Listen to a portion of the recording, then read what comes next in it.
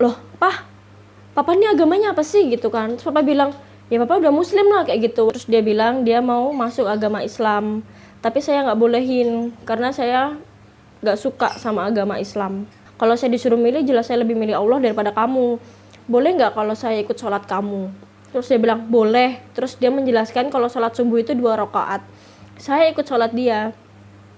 Itu pertama kalinya saya sholat, dan waktu saya sujud nggak tahu kenapa air mata saya tuh netes, saya tuh nangis. Tapi saya nggak tahu saya nangis tuh kenapa, tapi saya ngerasa nyaman dengan yang saya pakai, dengan gerakan yang saya ikutin dia. Itu tuh saya nyaman banget. La ilaha illallah, la ilaha illallah.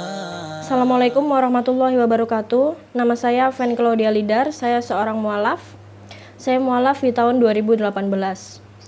Latar belakang keluarga saya, dulu saya dilahirkan dengan keluarga non-muslim. Keluarga besar saya itu rata-rata semuanya Islam, hanya keluarga kecil saya, ayah, ibu, dan adik-adik saya yang non-muslim. Saya pindah ke Jogja waktu saya umur kelas 5 SD.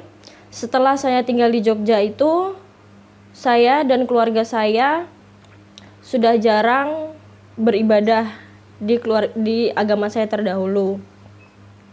Tapi adik-adik saya itu tuh sering datang ke TPA. Tapi adik saya itu nggak pernah berkata jujur kalau dia pergi ke TPA karena saya dan ibu saya marah.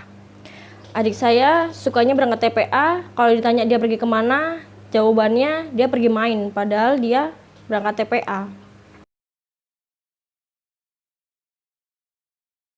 Adik saya itu mau pakai jilbab, mau baca Al-Quran itu karena dia terpengaruhi oleh bude saya. Jadi bude saya itu Islam. Terus bude saya tuh sering ngajak adik saya ke masjid, terus sering ngajarin adik saya baca Iqra kayak gitu. Terus adik saya tuh lebih condong ke Islam. Dia kalau diajak ke gereja gitu kayak males, terus lebih pilih di rumah kayak gitu. Terus saya tuh suka marahin bude saya, jangan iniin adik saya, soalnya adik saya tuh agamanya bukan Islam, jadi jangan diajarin pakai jilbab, jangan diajarin baca Iqra kayak gitu. Kalau bude Islam dari kecil apa mualaf juga? Kalau bude Islam dari kecil. Iya. Adik saya itu ke TPA waktu dia kelas 4 SD. Itu adik saya laki-laki. Kalau adik saya yang kecil, yang perempuan itu TK. Berarti dari 4 SD itu dia udah tahu Islam? Iya, udah tahu Islam. Pokoknya semenjak dia menginjakan kaki di Jogja, itu sama bude saya itu tuh udah diajarin Islam kayak gitu. Dari kecil malahan berarti.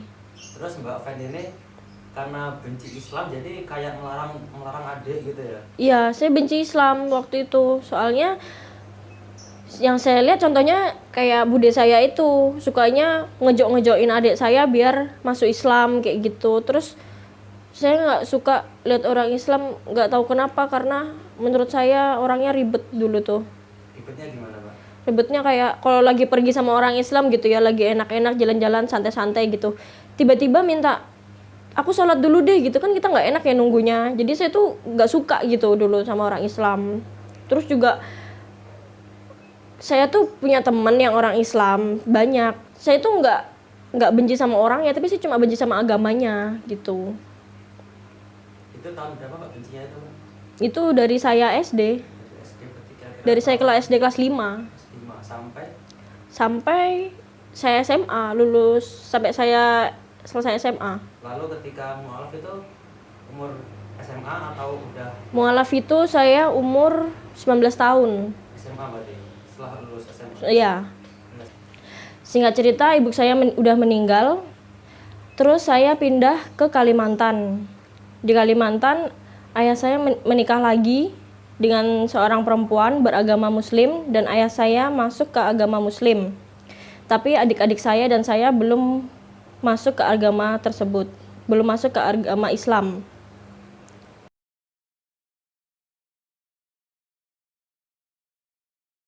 Waktu saya dibawa ke Kalimantan itu, saya sebenarnya nggak tahu kalau ayah saya itu udah pindah agama. Cuma waktu saya di sana, saya tuh ngeliat kok ayah saya tuh setiap hari Jumat itu tuh pergi keluar kayak mau Jumatan gitu. Terus abis itu saya tuh tanya, loh papa papa ini agamanya apa sih gitu kan. Terus papa bilang, ya papa udah muslim lah kayak gitu. Waktu itu saya tuh sebenarnya marah sih, tapi ya udahlah, yang penting adik-adik saya ikut saya, ayah saya mau agamanya apa terserah udahan, karena kan dia udah nikah lagi gitu. Jadi saya yang penting tuh adik saya sama saya gitu. Jadi makanya itu karena itu saya tuh kayak narik-narik adik saya jangan sampai ikut Islam, pokoknya harus sama saya gitu.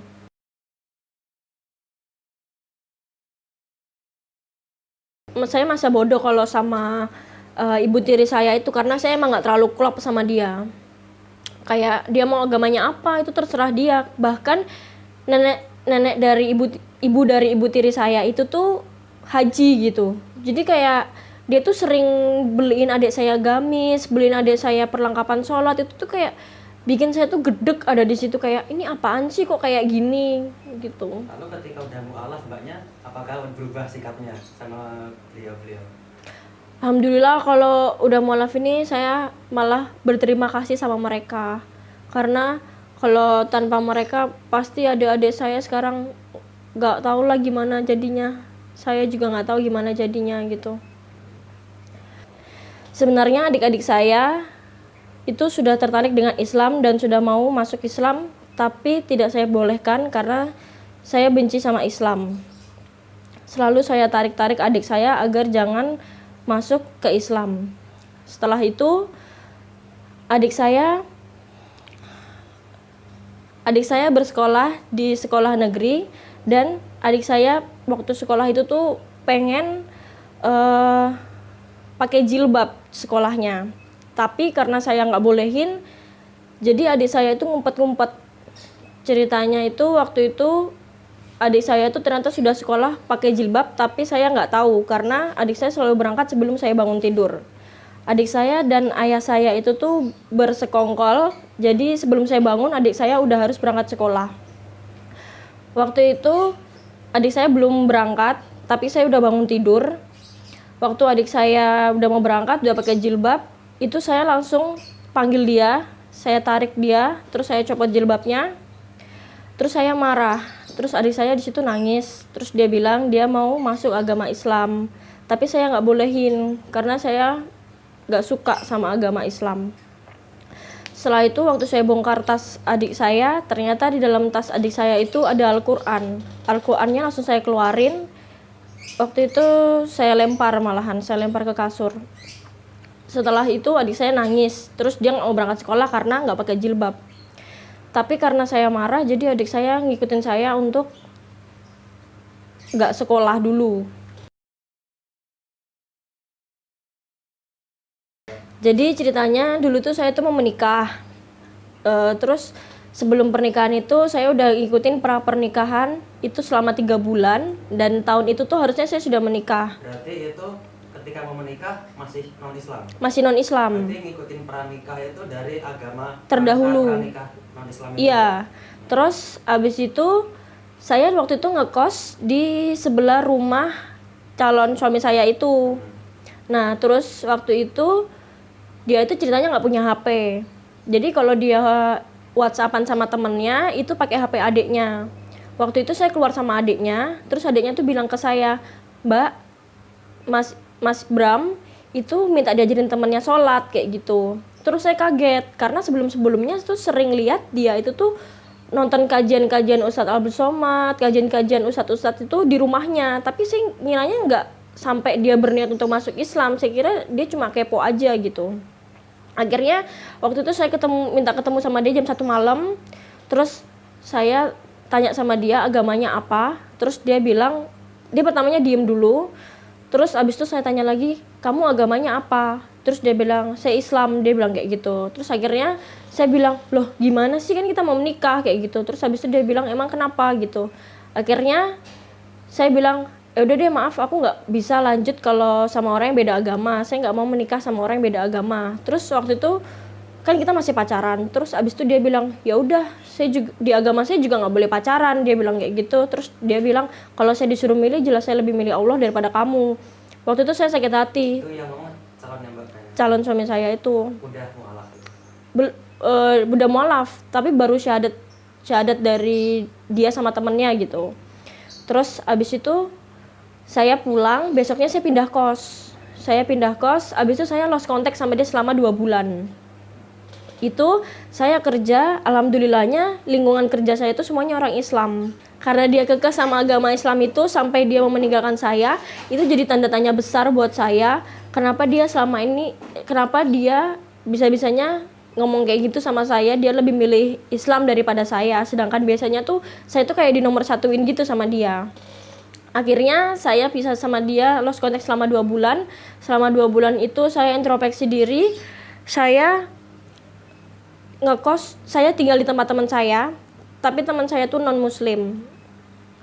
Waktu itu saya tanya sama dia bagaimana pandangan dia tentang orang Islam, dan jawabannya dia sama seperti saya sebelumnya, dia benci sama orang Islam dan tidak suka dengan orang Islam. Akhirnya di lingkungan kerja saya tuh sering lihat, karena di sana ada musola, saya sering lihat teman-teman saya itu sholat. Sebelum sholat tuh mereka wudhu dulu. Saya tuh penasaran, pertama karena calon saya itu tuh kekeh banget sama Islam. Akhirnya saya tuh bertanya-tanya, terus di lingkungan kerja saya tuh semuanya rata-rata orang Islam. Saya tanya sama mereka, Islam tuh gimana sih? Terus apa sih yang kalian lakuin sebagai orang Islam? Terus saya lihat dia sholat. Saya bilang, saya boleh nggak lihat kalian sholat? Saya boleh nggak masuk musola itu? Terus dia bilang boleh, silahkan gitu. Saya lihat mereka tuh membersihkan tubuh mereka sebelum sholat, mereka berwudu gitu.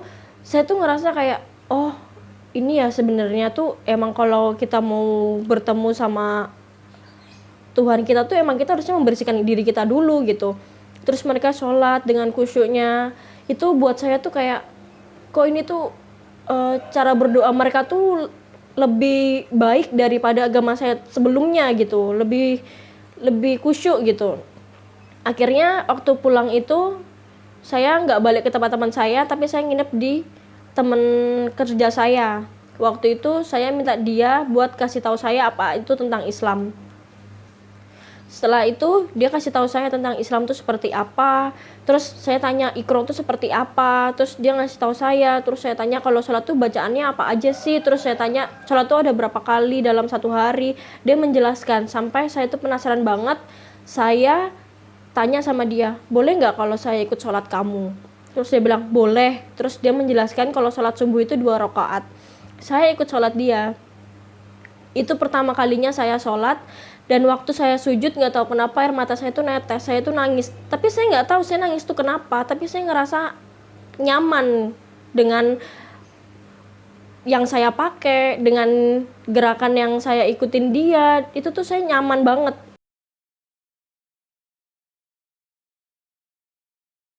Saya juga nggak tahu waktu itu Mas, saya tuh sebelumnya kalau ibadah tuh ya udah ibadah, tapi saya kalau ibadah tuh nggak pernah di agama saya sebelumnya ya, kalau saya datang ke tempat ibadah gitu, saya malah nggak ada niatan ibadah, saya cuma ya udahlah sekedar datang aja gitu, ketemu teman atau bareng siapa gitu ketemu, terus ya udah habis itu pulang tanpa bawa apa-apa, yang disampaikan oleh romonya itu pun saya nggak tahu apa gitu, pokoknya yang penting datang aja gitu, terus pulang udah selesai gitu.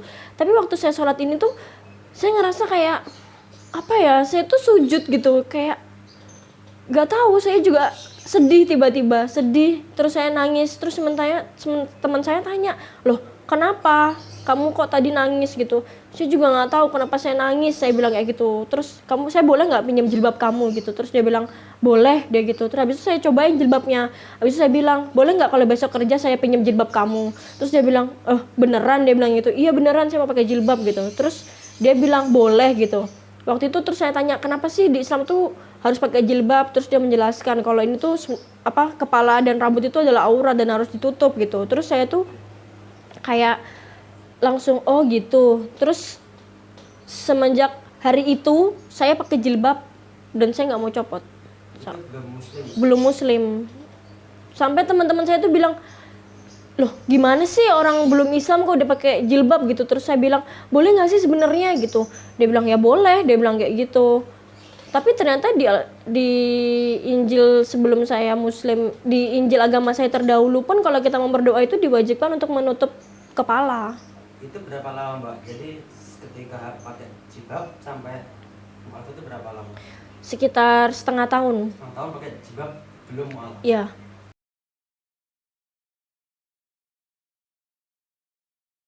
Waktu itu nggak ngerasa ngantuk sama sekali karena saya udah penasaran banget. Rasa penasaran saya itu lebih besar daripada rasa ngantuk saya gitu. Sebelumnya saya tuh sebenarnya tuh saya tuh diem-diem itu tuh sholat di musola musola tempat saya kerja itu.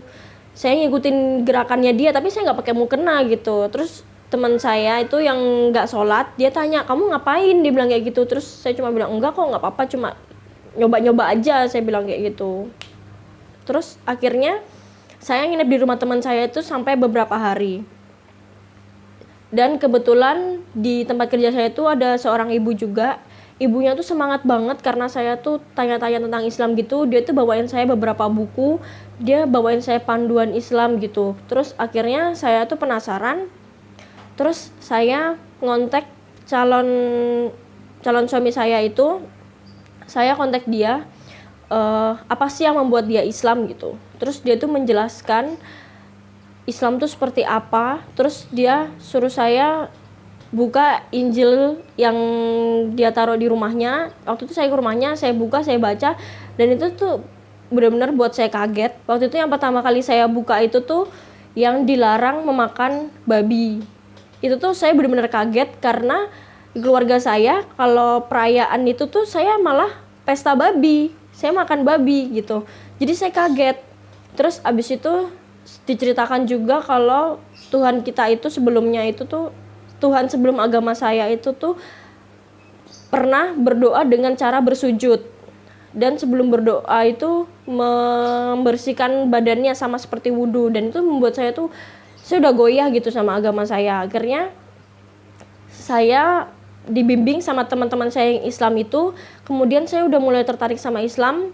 Terus saya bertanya, kalau saya mau Islam caranya gimana? Terus mereka bilang saya harus melalui syahadat dulu. Waktu itu saya tanya, di mana saya bisa syahadat? Terus mereka bilang saya syahadatnya di masjid atau ketemu sama ustadz gitu. Sedangkan saya nggak pernah masuk masjid, saya nggak pernah ketemu sama ustadz kayak gitu. Jadi saya takut, jadi saya cuma diem aja. Terus waktu saya di tempat teman saya itu, saya kan pakai jilbab, saya nyoba pakai jilbab. Alhamdulillah sejak saat itu sampai sekarang saya masih pakai jilbab, saya nggak pernah lepas. Abis itu waktu saya pakai jilbab itu tuh saya upload di Instagram saya waktu itu di story. Abis itu calon suami saya itu ternyata tahu, terus dia tanya saya, kamu Islam kayak gitu. Terus saya bilang, emangnya kenapa? Terus dia bilang, iya kamu Islam bukan? Dia bilang gitu, saya pengen Islam tapi saya nggak tahu harus kemana. Akhirnya dia ngajak saya untuk ketemu di Masjid Gede Kauman. Waktu itu malam takbiran, dan alhamdulillah saya dan dia bersyahadat di Masjid Gede Kauman pada malam takbir 2018.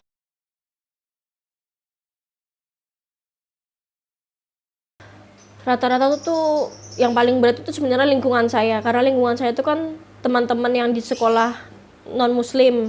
Itu teman-teman saya itu tuh tahu saya muslim tuh mereka tuh kayak kaget gitu, terus kayak agak menjauh gitu. Terus waktu itu saya pernah pergi ke mall, dan di mall itu teman saya jadi satpam di situ. Waktu saya nyapa dia, dia malah jawab sapaan saya dengan, ih apaan tuh pakai baju kayak gitu, di balik jilbab kamu ada bom ya, bilang kayak gitu. Terus saya tuh kayak, ya Allah kok gini banget sih gitu. Padahal dia sendiri pun Islam. Teman saya yang lain pun itu, teman-teman main saya tuh tahu saya pakai jilbab gitu, mereka kayak risih gitu, kayak ngapain sih pakai jilbab, udah copot aja, orang panas juga kayak gitu. Terus akhirnya tuh kayak mereka tuh suka ngajakin saya nongkrong sampai pagi gitu. Terus saya bilang nggak mau gitu, tapi mereka tuh kayak maksa, kayak terus bilang, kalau enggak kamu nggak aku anterin pulang loh kayak gitu. Terus saya bilang nggak apa-apa sih, jalan gitu. Kalau tanggapan keluarga saya, alhamdulillah papa saya itu udah muslim. Jadi waktu papa saya tahu saya mau masuk Islam itu, papa saya bilang, iya nggak apa-apa kalau kamu masuk Islam, tapi kamu harus tahu betul apa yang kamu cari, apa yang mau kamu jalani ini. Jangan sampai kamu udah berjalan tapi habis itu kamu balik lagi ke agama sebelumnya, jangan sampai mempermainkan agama. Terus saya Bapak udah muslim. udah muslim. Terus saya meyakinkan ayah saya kalau saya tuh memang benar-benar mau masuk Islam. Dan ternyata setelah saya pulang ke Jogja itu, adik saya itu tuh udah masuk Islam, udah disyahadatkan. Terus adik saya pun udah belajar Iqra. Jadi sekarang tuh saya masih Iqra, tapi adik saya udah bisa baca Al-Quran gitu. Padahal masih kecil-kecil, saya malu.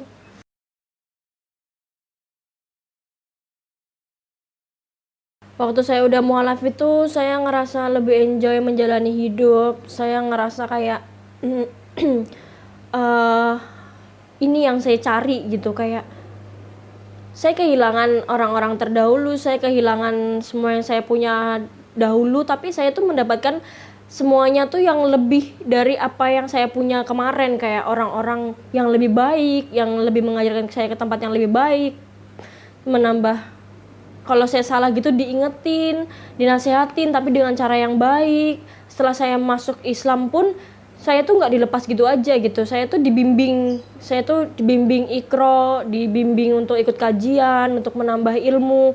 Itu tuh yang buat saya, oh ternyata tuh segini besarnya orang Islam tuh bahagia atas orang yang sudah bersyahadat.